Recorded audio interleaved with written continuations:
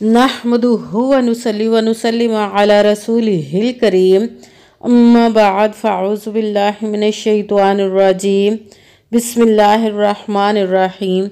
मेरे मुअज़्ज़ज़ सामाईन इकराम, अस्सलामु अलैकुम व रहमतुल्लाहि व बरकातुहू। मैं अपने रब्बे कायनात से ये दुआ करती हूँ कि मेरे जितने भी सुनने वाले हैं रब्बे कायनात सबको सेहतमंद, तंदुरुस्त और लंबी ज़िंदगियाँ अता फरमाए। हम सब की हर मुश्किलों, परेशानियों, तंगदस्तियों में मेरा रब्बे कायनात हमारी मदद अता फरमाए। हमें ज़हनी, रूहानी, जिस्मानी अज़ियत और तकलीफ़ों, बीमारियों से निजात अता फरमाए। हमें ज़हनी और रूहानी सुकून अता फरमाए। हमें बीमार दुनिया से बचाकर बीमार मदीना बनाए। और जो हम सब के हक़ों में बेहतर है मेरा रब्बे कायनात हमारे लिए वो अता फरमाए। और जो हमारे हक़ों में बेहतर नहीं उसका ख्याल भी हम सब के दिलों से निकाल दे और हम सबको अपनी रज़ा पर राज़ी रहने वाला बना दे। आमीन सुमा आमीन।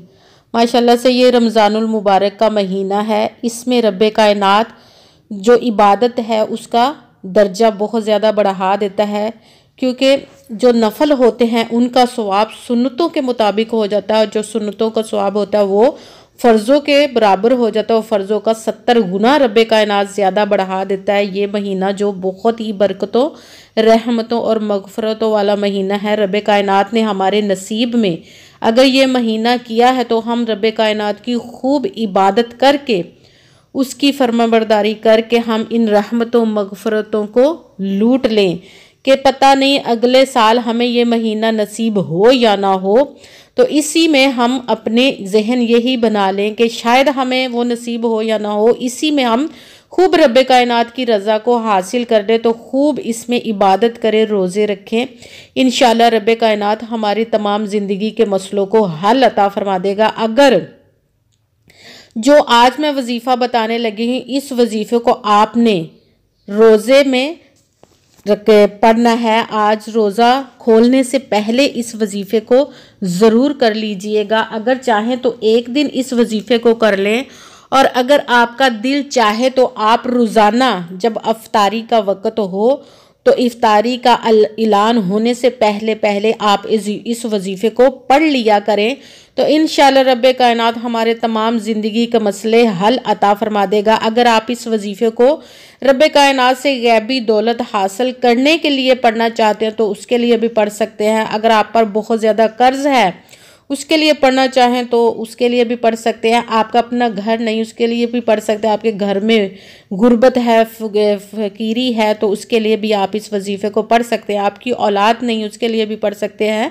कोई बहुत ज़्यादा बीमार है तो उसके लिए भी आप पढ़ सकते हैं। आप खुद अपने लिए भी पढ़ सकते हैं। किसी दूसरे के सर पर हाथ रख के भी इस वजीफ़े को पढ़ सकते हैं जो बीमार हैं और आपकी औलाद की शादी नहीं हो रही या आपकी शादी नहीं हो रही तो उसके लिए भी आप इस वजीफ़े को पढ़ सकते हैं। मगर मतलब ये कि ज़िंदगी में जितने भी मसले हैं उन सब के लिए आप इस वजीफ़े को पढ़ सकते हैं। अगर चाहें एक ही रोज़ा खोलने से पहले पढ़ लें या कि आप पूरे दिन जितने रमज़ान है सब में भी आप पढ़ना चाहें तो पढ़ सकते हैं।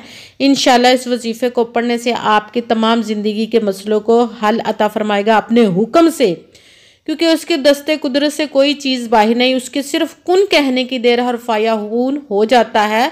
वो हर चीज़ पर कादिर है, कुदरत रखता है। इस वजीफ़े को करने से पहले आपका यकीन कामिल होना चाहिए।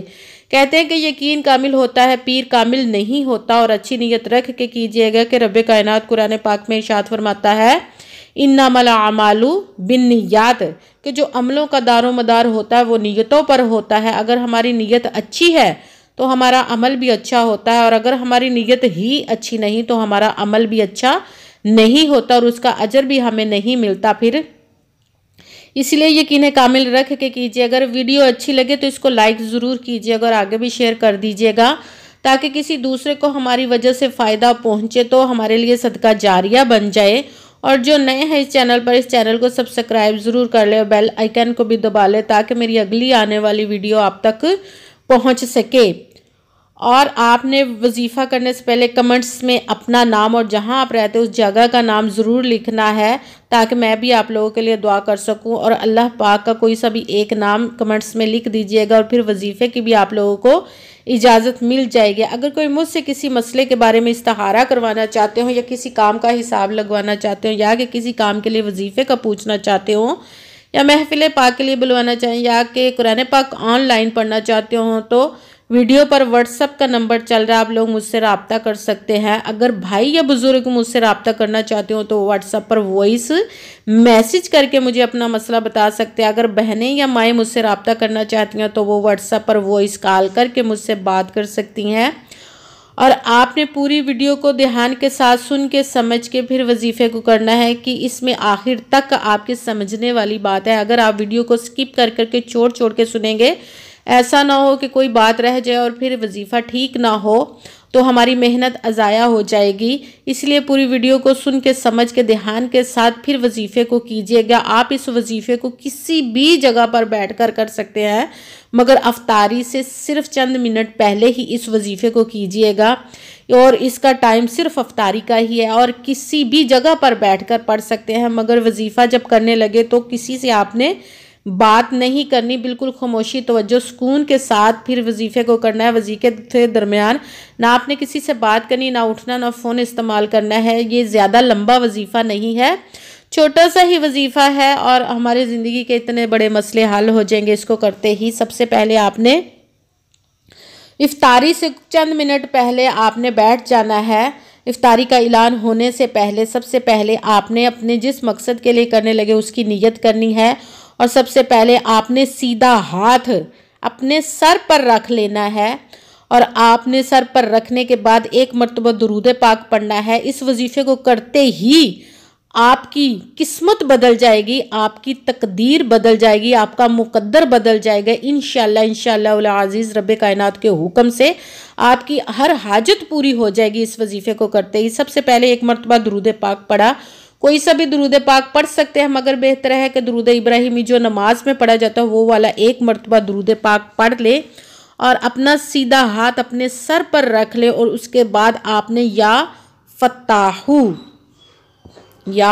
फत्ताहू एक सांस में 7 मरतबा पढ़ना है, 7 टाइम। उसके साथ ही आपने एक मरतबा बिस्मिल्लाहिर्रहमानिर्रहीम पढ़कर सूरह कौसर इन्ना अतैना कल कौसरा फसल्लि लिरब्बिका वनहर इन्ना शानी आका हुवल अबतर 3 मरतबा पढ़नी है। सूरह कौसर को 3 मरतबा पढ़ के उसके साथ ही 3 टाइम पढ़ के उसके साथ ही तीसरे नंबर वाला वजीफ़ा या मुसब्बिबल असबाब, या मुसब्बिबल असबाब, या मुसब्बिबल असबाब, इसको आपने 11 मरतबा 11 टाइम पढ़ना है।